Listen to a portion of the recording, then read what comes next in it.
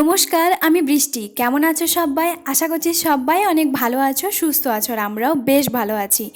আজকের ব্লগটা কিন্তু একটুখানি অন্যরকম। অন্যদিন কি হয়, তোমাদের সঙ্গে সকালে আমার ডেলি রুটিন কাজ বাজ এটা সেটা দিয়ে ভিডিওটা শুরু করি।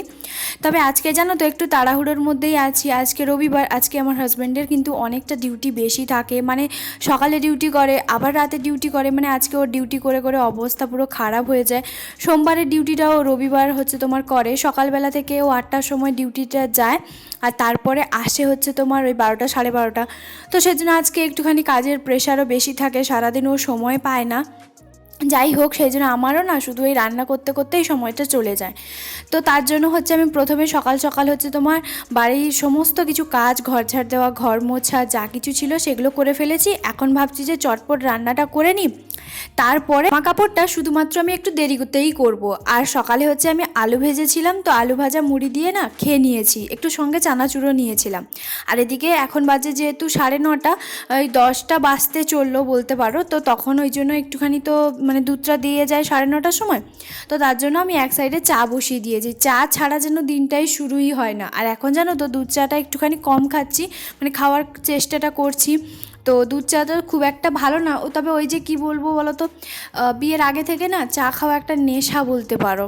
তবে গরমকালে সেটা আর খুব একটা নেশা হয় না, কারণ যেহেতু প্রচণ্ড গরমে না ওই চাটা খেলে আরও যেন একটা ভ্যাপসা গরম মনে হয়, তার জন্য। তো যাই হোক, দুধটা কিন্তু দুধের মধ্যে একটুখানি জল দিয়েছি, যেহেতু আমার একার জন্য খাবো তো সেই জন্য। আর এদিকে সব রান্না হয়ে গেছে।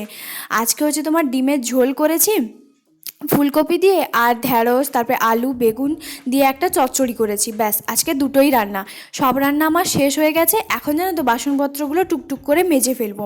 আর এখন যদি আমি বাসনপত্রগুলো না মাজি না, তাহলে কী হবে বলো তো, অনেকটা দেরি হয়ে যাবে, তখন আরও বেশি ঝামেলা।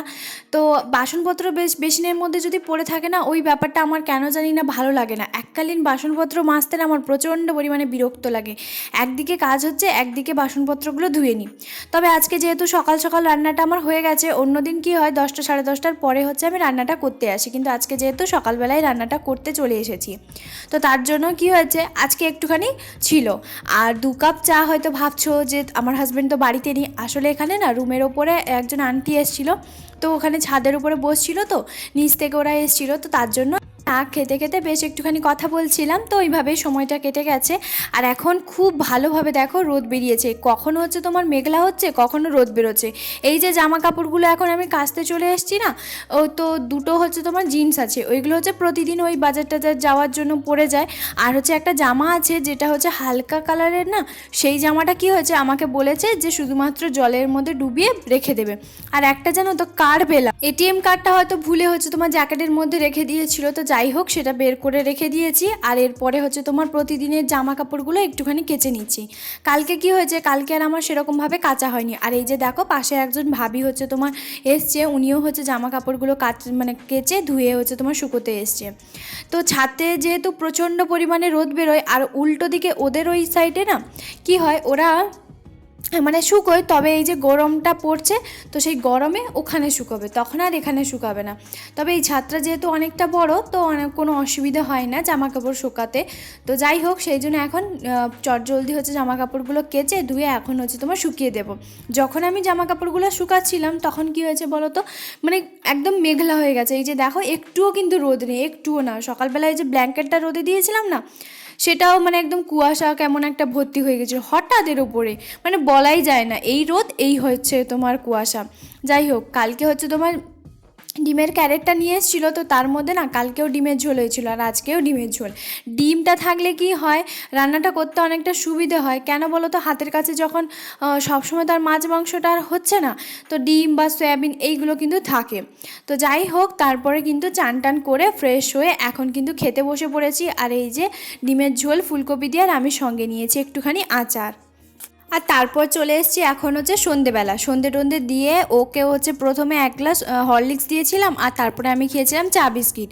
তো চা বিস্কিট খাওয়ার পরে না অনেক দিন ধরে হচ্ছে তোমার পাস্তাটা ছিল, তবে না সেইভাবে আর রান্নাই করা হয়নি, তাই জন্য ও বললো যে একটুখানি পাস্তা করো, যেহেতু সব কিছু সবজি মোটামুটি একটুখানি ছিল, সব কিছু না অল্প পরিমাণে ছিল। তো তার জন্য এখন হচ্ছে কড়াইতে তেল দিয়ে, মানে জলটা প্রথমে দিয়েছিলাম, জলের মধ্যে দিলাম নুন আর অল্প একটুখানি তেল দিয়েছি, তাতে কি হয় ঝরঝরে একদম পাস্তাটা হয়।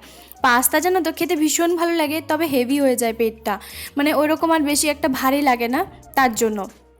তো সেই জন্য হচ্ছে এখন বেশি করে হচ্ছে তোমার পাস্তাটা আমি দিয়ে দিয়েছি, জানো তো দুজনে না বেশ অনেকটা পরিমাণে হয়েছিল। আর সঙ্গে দিলাম কি বলো তো মটরশুঁটি, আর কিছুটা মটরশুঁটি হচ্ছে তোমার রেখে দেবো এখন টিফিন বক্সে, যেহেতু আমার ফ্রিজ নেই তাই এইভাবে হচ্ছে মটরশুঁটিগুলো রেখে দিই। আর এখানে দেখো একটুখানি বাঁধাকপি, তারপর হচ্ছে কাঁচা লঙ্কা, পেঁয়াজ কুচি, গাজর, গাজর না 2 রকমের ছিল, একটা ওই হলুদ রঙের গাজর ছিল আর একটা লাল রঙের, যেটা হচ্ছে তোমার হালুয়া বানানোর জন্য। তো সবগুলো হচ্ছে তোমার ঝিরিঝিরি করে একটু একটু করে কেটে নিয়েছি। দেখো বাঁধাকপির পরিমাণটাও কিন্তু একদম অল্প। আর এদিকে হচ্ছে তোমার 2টো ডিম হচ্ছে তোমার নিয়েছি, আর এখন এই যে ডিমটা 2টো হচ্ছে তোমার ভেজে নেব অল্প একটুখানি নুন দিয়ে, ভালো করে ডিমটা ভাজার পরে তারপরে হচ্ছে তোমার করব। আর জানো তো কোনো রকম কোনো কিছু সসই নেই, মানে সস কোন সসটা নেই জানো তো, সর্ষের সসটা আছে আর সয়া সসটা আছে, আর হচ্ছে টমেটো সসটাও নেই। আর পাস্তার হচ্ছে তোমার মশলাটা না বাড়িতেই আছে। তো যাই হোক, আর এদিকে দেখো পাস্তা আর হচ্ছে তোমার মটরশুঁটি বেশ ভালোভাবে ঝরঝরে কিন্তু একদম হয়েছে। মটরশুঁটিটাও দিয়ে দিলাম কেন বুদ্ধি করে, তাতে কি হয় একসঙ্গেই সেদ্ধটা হয়ে যায়। আর এদিকে অল্প একটুখানি সাদা তেল দিয়ে 2 রকমের যে কালারিং গাজরগুলো ছিল সেগুলো দিয়ে অল্প একটুখানি নুন দিয়ে ভেজে নেব। তো একদিন ভাবছিলাম যে চিকেনের হচ্ছে তোমার বানাবো, আজকে এরকম নর্মালভাবে থাক, অন্য একদিন নাহলে চিকেনের করব। আর এদিকে সব রকম সবজি অল্প একটুখানি নুন দিয়েছি, হলুদটা কিন্তু দেইনি জানো তো, হলুদটা দিতে হয় কি না আমি তাও জানি না, তোমরা কি দাও তাহলে আমাকে কমেন্ট করে জানাতে একদম ভুলবে না। তো আমি তো দেই না, মানে আমি তো কোনো দিনও দেইনি। তো যাই হোক এদিকে ভালোভাবে কিন্তু সব কিছু সেদ্ধ হয়ে গেছে। আর এরপরে হচ্ছে তোমার পাস্তা আর হচ্ছে তোমার মটরশুঁটি যেটা আগে থেকে সেদ্ধ করে রেখেছিলাম সেটা দিয়ে একবারও ভালো করে হচ্ছে তোমার কিছুক্ষণের জন্য একটুখানি নাড়াচাড়া করব।